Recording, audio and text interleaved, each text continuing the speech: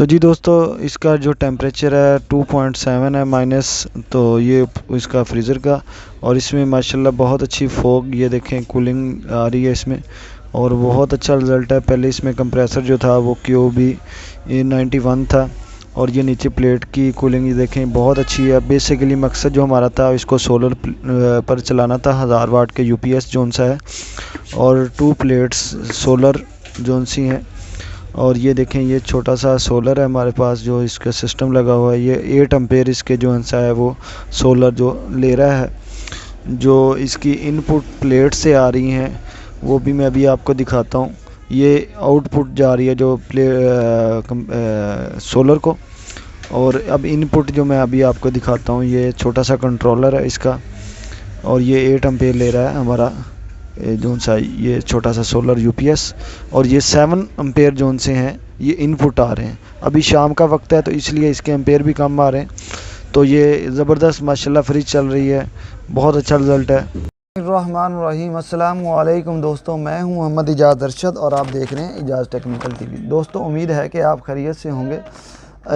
आज हम जो सा है डॉलन्स की फ्रिज है 9188 मॉडल, और इसमें कंप्रेसर लगा हुआ है QB91, और ये 1.4 में आता है, यानी कि इसकी पावर जो हमारे यहाँ पाकिस्तान में इसको कहा जाता है। और ये इसमें ये नॉन इन्वर्टर है।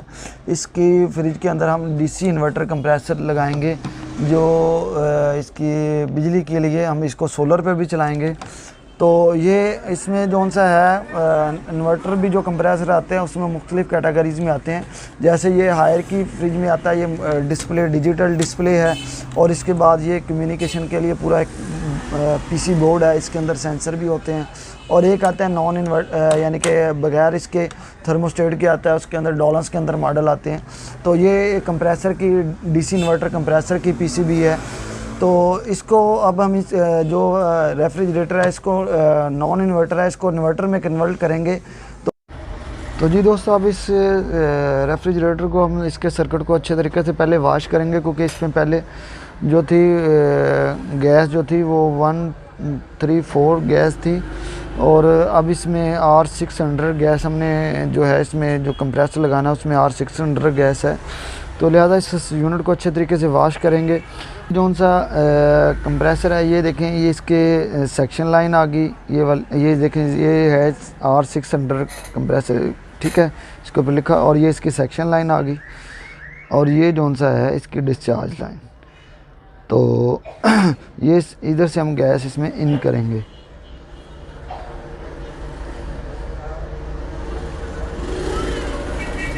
तो इधर से हम गैस जो सा है इस कंडेंसर के साथ अटैच करेंगे।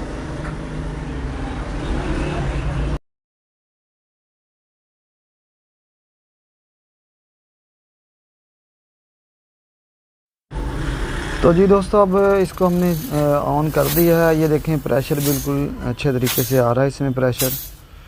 तो ये अल्हम्दुलिल्लाह इसमें ऑन हो गया और ठीक प्रेशर आ रहा है इसमें। तो अब इसके हम जॉइंट जोन सा है वो भी अब लगाएंगे। ये देखें, बिल्कुल ज़बरदस्त चल रहा है। तो अब इसमें मज़ीद जोन सा है इसको जॉइंट करेंगे। तो देखें,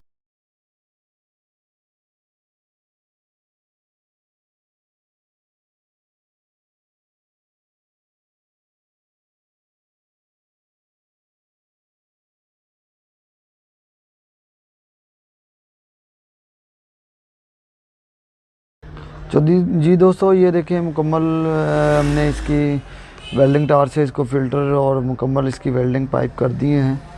तो अब इसको हम वैक्यूम करेंगे।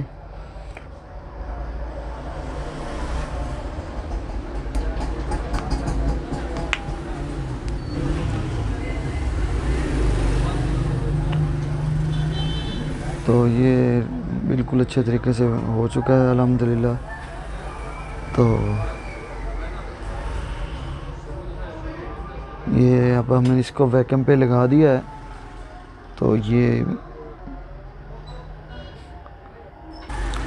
तो वैक्यूम ये देखें, इसमें ना कूलिंग दोस्तों कूलिंग भी थी, और इसको जो आप वैक्यूम करें तो इसको हल्का सा हीट भी दे दें ताकि वैक्यूम अच्छा हो जाए ताकि नमी ना रहे इसमें। तो अब इसको हम जौन सा है नॉर्मल हीट देंगे ताकि हीट गन से इसमें नमी ख़त्म हो जाए।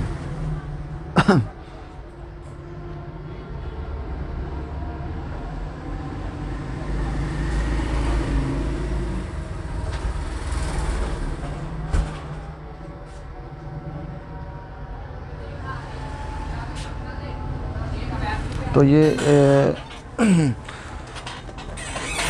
वैक्यूम जो सा है वो अल्हम्दुलिल्लाह हो चुका है। तो ये देखिए अल्हम्दुलिल्लाह बिल्कुल जो सा है अच्छे तरीके से वैक्यूम हो गया है। तो अब हम इसमें R600 गैस डालेंगे।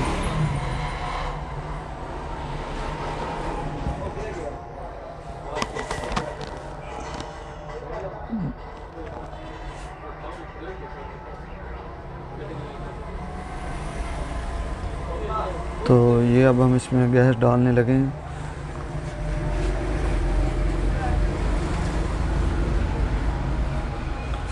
ये गैस हमने इसमें डाल दी है। अब इसको हम चलाएंगे।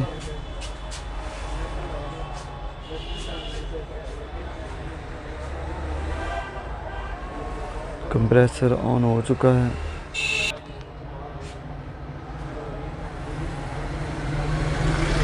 कंप्रेसर अभी ये जौन सा है इसके एम्पेयर हैं, अभी इससे ऊपर जाएंगे। इसके एम्पेयर इशारिया 300 ले रहा है तकरीबन। तो ये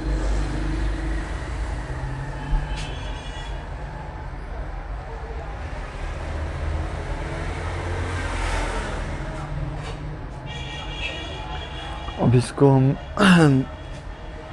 जौन सा गैस जौन सी है और डालकर इसको चलाते हैं। डिस्चार्ज भी गर्म होना शुरू हो गया पाइप।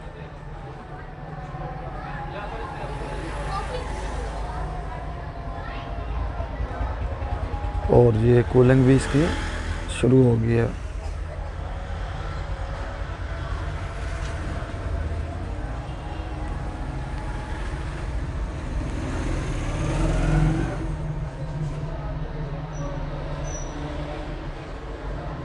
अब ये 600 पॉइंट पर तकरीबन एम्पेयर ले रहा है। 1 एम्पेयर से भी कम एम्पेयर हैं इसके। अभी ये हाई स्पीड पर चल रहा है। तो जब ये कूलिंग पूरी हो जाएगी तो ये इसके आरपीएम जो हैं अभी फ़िलहाल जो हैं वो ज़्यादा चल रहे हैं। फिर कम आरपीएम पे आके इसके तकरीबन इशारिया 300 पॉइंट पर ये चल। तो जी दोस्तों ये देखें इसका जो फ्रीज़र का टेम्परेचर है -2.7 टेम्परेचर है और माशाल्लाह बहुत अच्छी कूलिंग है इसमें। ये देखें इसमें माशाल्लाह बिल्कुल बहुत अच्छे तरीके से फोग बन के आ रहा है। तो इसमें जो पहले कंप्रेसर था उसका भी ऐसा रिज़ल्ट नहीं था माशाल्लाह। अब जो रिज़ल्ट है वो बहुत अच्छा है और ये कूलिंग आपके सामने है। और ये तकरीबन कोई हमने तकरीबन कोई 7 से 8 घंटे हो गए हैं इसको चलाए हुए। तो ये देखें ये नीचे वाला जो फ्रीज़र है उसकी कूलिंग है, ठीक है। ये जो आई हुई है इस पे प्लेट पे। तो ये बेसिकली हमारा जो मकसद था इसको सोलर पर चलाने का, सोलर यूपीएस पे। तो ये कूलिंग माशाल्लाह बहुत अच्छी है। ये मज़ीद मैं अभी दिखाता हूँ आपको। ये देखें फोग बन के आ रहा है कूलिंग का। तो जो सोलर है हमारे पास वो 1000 वाट का छोटा सा यूपीएस सोलर है और सोलर प्लेट्स पर हम इसको चला रहे हैं। तो वो भी मैं अभी आपको दिखाता हूँ। ये हमारे पास छोटा सा सोलर है 1000 वाट का, इस पर चला रहे हैं हम। बेसिकली फ़िलहाल मैंने एक फ्रिज को किया है, तो मेरे पास एक और फ्रिज है, इसको भी मैं सोलर पर इसी सोलर पर चलाऊँगा। तो ये 8 एम्पेयर है डीसी 8 एम्पेयर और ये बैटरी है इसकी। और ये इसका कंट्रोलर लगा हुआ है। तो ये इसके जो यूपीएस 1000 वाट जोन सा है सोलर वो ले रहा है और ये इनपुट आ रही है। इस वक्त शाम का वक्त है तो तकरीबन 7 एम्पेयर आ रहे हैं इसके डीसी। जो इनपुट हमें आ रही है वो 7 एम्पेयर है। तो और ये माशाल्लाह सारा दिन इस पे फ्रिज चलती है और बहुत अच्छा रिज़ल्ट है। जैसे बिजली महंगी दिन ब दिन होती जा रही है, तो उसके लिए जौन सा ना ये फुल साइज़ फ्रिज है, तो उस पर ये देखें मैंने इसके रिले लगा दी है, ताकि जब भी इसको हम यूपीएस को ऑन करते हैं तो वापडा कट ऑफ हो जाती है। तो दोस्तों, मज़ीद ऐसी वीडियो देखने के लिए हमारे चैनल को सब्सक्राइब भी कर दें और साथ में दिए गए बेल आइकन को भी दबा दें, ताकि ऐसी मज़ीद आप तक सबसे पहले वीडियो पहुंच सके। शुक्रिया। अस्सलाम वालेकुम।